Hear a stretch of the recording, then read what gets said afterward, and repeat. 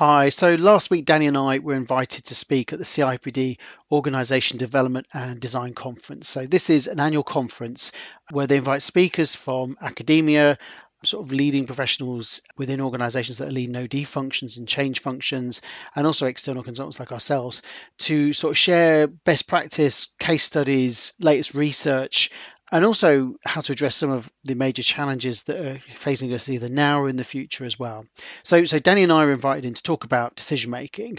So we put together a really interactive session, which is all about where we can influence whether we're an OD practitioner or an HR with some OD responsibilities, or maybe even a leader that's privy to decision making, how we can actually navigate, shape, and enhance decision making to really improve decision making. Because one of the things that we can do as organizations is really improve the way in which decision making happens. And you don't necessarily have to be at the top table to make the biggest difference.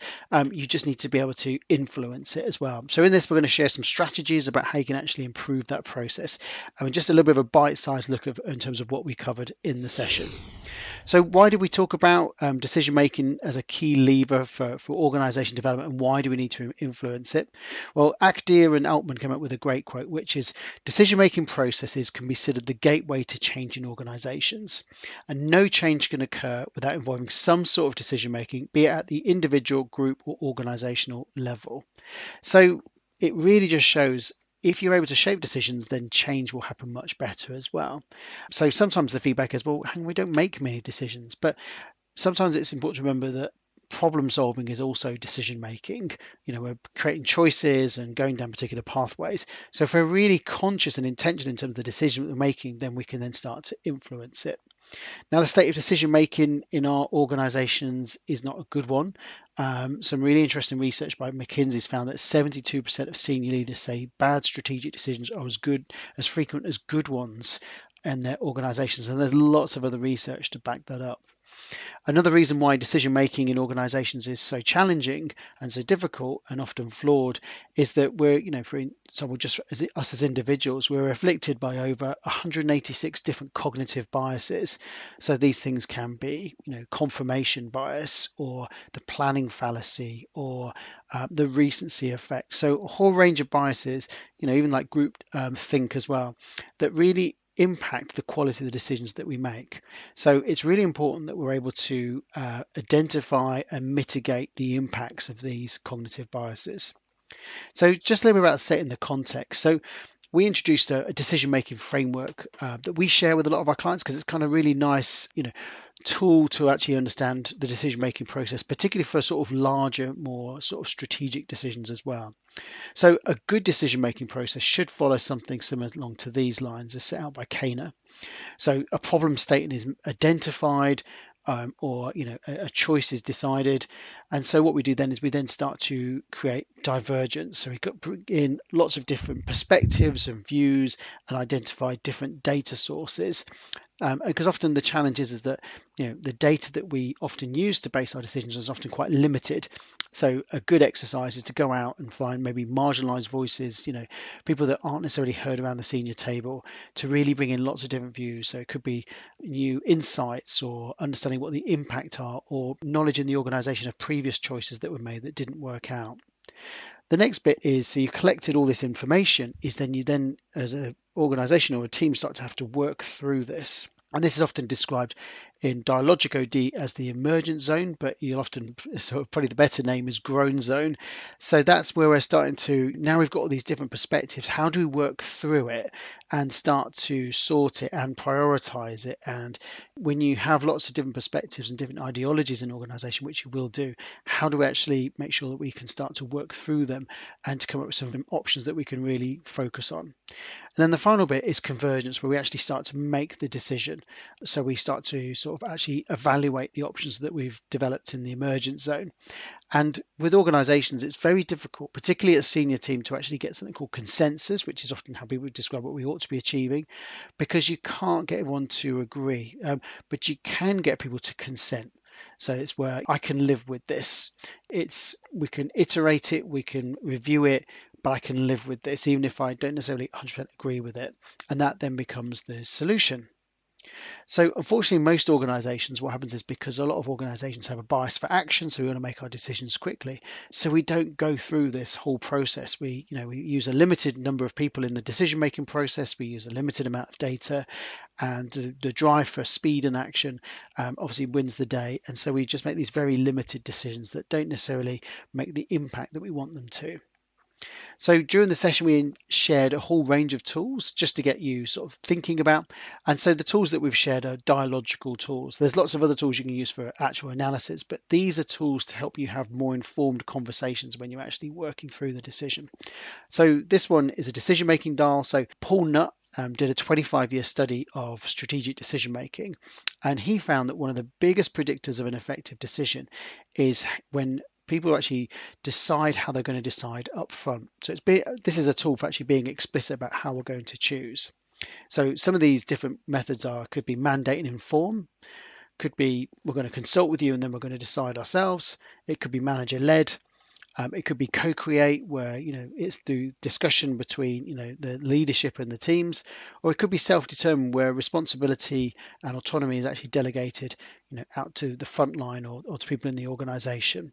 So these things on this side generally tend to be perceived as quicker initially, so a quick decision. And a lot of this kind of decision making happened during hybrid, for example, where people were going back to the offices, so they mandated Tuesday, Wednesdays, Thursdays, an arbitrary range of dates that everyone had to be in the office, regardless of your personal circumstances. So it was quick, but often what it meant is that people didn't feel necessarily as heard as they could be. So on the left hand, there's a perception that they're quicker decisions. The ones on the right actually take longer because you're actually much more participative. But again, one of the findings of Paul Nutt's decision-making research was that participative decision-making outperforms more of confined decision-making.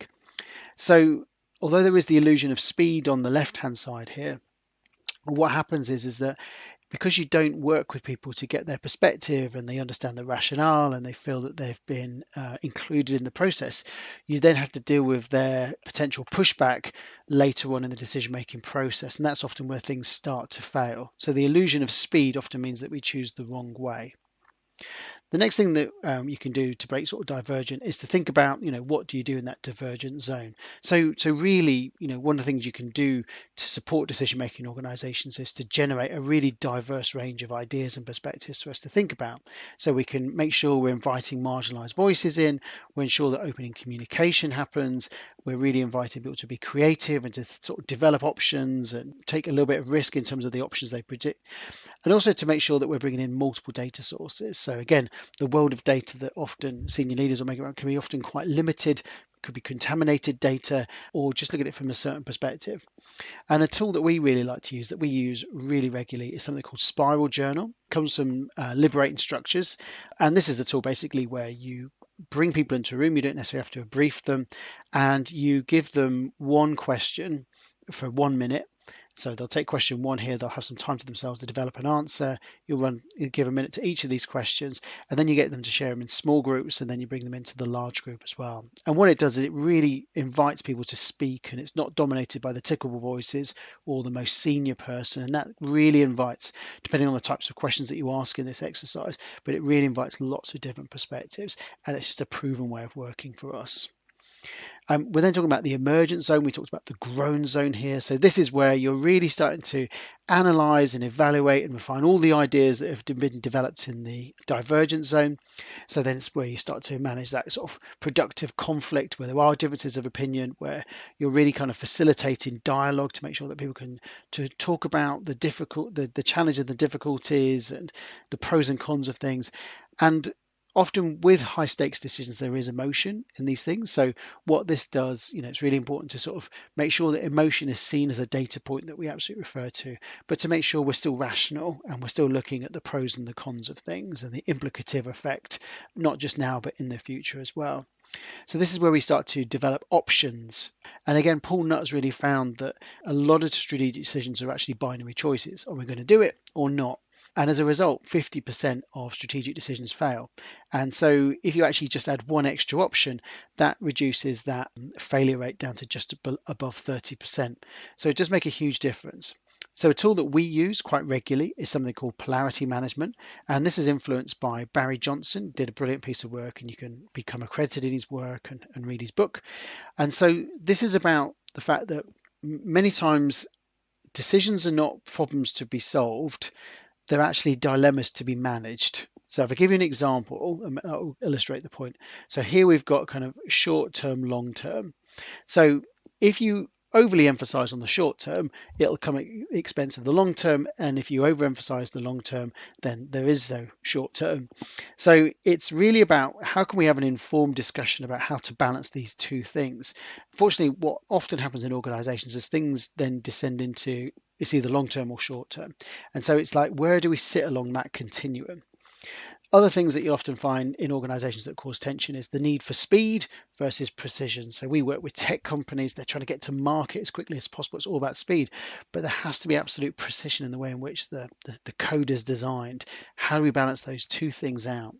It could be winning sales. So winning sales, increasing the revenue rate, but we have to resource them and deliver excellent customer service to our stakeholders. And that is, again, is another tension. It could be the need to flex for customers to give them what they want. But also, if we overly flex, then we end up with a really complex and complicated product. So it's actually more efficient and easier to scale when you standardize. Employee needs and organization needs, when you're just driving for growth for the benefit of the organization, you can do it at the expense of employees, and that can come at a cost at productivity and sustainability as well. And then we've also got things like profit and purpose. So this is a great tool for really opening up some discussion, and we've left the question marks there because all organizations have maybe different polarities to manage than others, so we invite you to use that as a tool. Then the final zone we talked about is the convergent zone. And so in this, we talked about the fact that this is the bit where you narrow down the options and you evaluate the options and reach a decision that people can consent to. So as you mentioned, this is about people giving their informed consent. They support it and they want the decision to actually work. So this is where we sort of prioritize and organize the ideas. We score the different options and evaluate them. And then so we actually facilitate the decision-making process to make sure it doesn't shut down too soon.